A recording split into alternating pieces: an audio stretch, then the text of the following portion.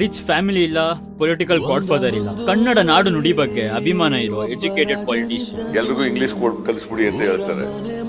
ಈಗಲೇ ಬಹಳ ಜನಕ್ಕೆ ವ್ಯಾಕರಣ ಅಂದ್ರೆ ಏನು ಅಂತ ಗೊತ್ತಿಲ್ಲ. ಲಾ ಕಾಲೇಜಲ್ಲಿ ಪಾಠ ಮಾಡ್ತಿದ್ರು ಅಂಡ್ ಲಾಯರ್ ಆಗಿ ಕೂಡ ಪ್ರಾಕ್ಟೀಸ್ ಮಾಡ್ತಿದ್ರು.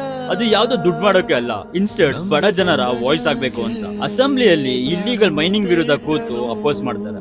ಅಪೋಸಿಷನ್ ಅಂದ್ರೆ ಹೇಗಿರ್ಬೇಕು ಅಂತ ಇವ್ರು ನೋಡಿ ಕಲಿಬೇಕು. ಅವ್ರಿಗೆ ಧೈರ್ಯ ಇದ್ರೆ ಬಳ್ಳಾರಿಗೆ ಬಾ ಅನ್ನೋ ತರ ಚಾಲೆಂಜ್ ಆಗ್ದಾಗ ಅಲ್ಲೇ ತೊಡೆ ತಟ್ಟಿ ಪಾದಯಾತ್ರೆ ಮೂಲಕ ಬಳ್ಳಾರಿಗೆ ನುಗ್ತವ್ರು ಇವರು. ಇದೊಂದು ಮೂವ್ ಎಂಟೈರ್ ಮೈನಿಂಗ್ ಸಿಸ್ಟಮ್ ನೇ ಅಲ್ಲಾಡ್ಸುತ್ತೆ. ಅವರು ತಂದ ಮೇಜರ್ ಪಾಲಿಸೀಸ್ ನ ನೋಡೋಣ. ಅನ್ನಭಾಗ್ಯ ಇದು ಯಾವ್ದೋ ಸುಮ್ನೆ ಶೋಗೆ ತಂದಿದಲ್ಲ. ಅವ್ರು ಇರೋ ಊರಲ್ಲಿ ಕೆಲವು ಜನರಿಗೆ ಅನ್ನನೇ ಇರೋಲ್ಲ, ಬರೀ ರಾಗಿ ಮಾತ್ರ. ಹುಷಾರ್ ಇಲ್ದಿರೋ ಟೈಮಲ್ಲಿ ಅವ್ರಿಗೆ ರಾಗಿ ಬಿಟ್ಟು ಬೇರೆ ಆಪ್ಷನ್ ಇರೋಲ್ಲ.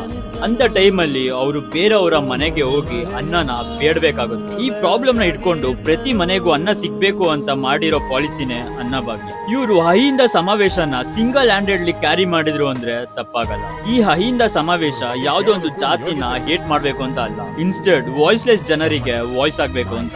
ಯಾವುದೇ ಎಕನಾಮಿಕ್ಸ್ ಬ್ಯಾಕ್ ಗ್ರೌಂಡ್ ಇಲ್ಲದೆ 17 ಟೈಮ್ಸ್ ಬಜೆಟ್ ನ ಪ್ರೆಸೆಂಟ್ ಮಾಡಿದ್ದಾರೆ. ಸೊ ಇವರು ಸುಮ್ನೆ ಲಾಂಗ್ ಸರ್ವಿಂಗ್ ಸಿಎಂ ಆಗಿಲ್ಲ ಬಾಸ್. ನಾನು ಸಿದ್ದರಾಮಯ್ಯ ಫ್ಯಾನ್ ಅಲ್ಲ, ಬಟ್ ಅವರು ಮಾಡಿರೋ ಕೆಲ ಕೆಲಸ ಅವ್ರು ಏನ್ ಮಾಡೋಕೆ ಟ್ರೈ ಮಾಡ್ತಿದ್ರು ಅಂತ ಗೊತ್ತಾಗುತ್ತೆ. ಈ ತರ ಲೀಡರ್ ಮುಂದೆ ಸಿಗೋದು ಡೌಟ್ ಅನ್ಸುತ್ತೆ. ಇದೇ ತರ ಇಂಟ್ರೆಸ್ಟಿಂಗ್ ಸ್ಟೋರೀಸ್ ಗಳಿಗಾಗಿ ಈ ಪೇಜ್ ನ ಫಾಲೋ ಮಾಡಿ.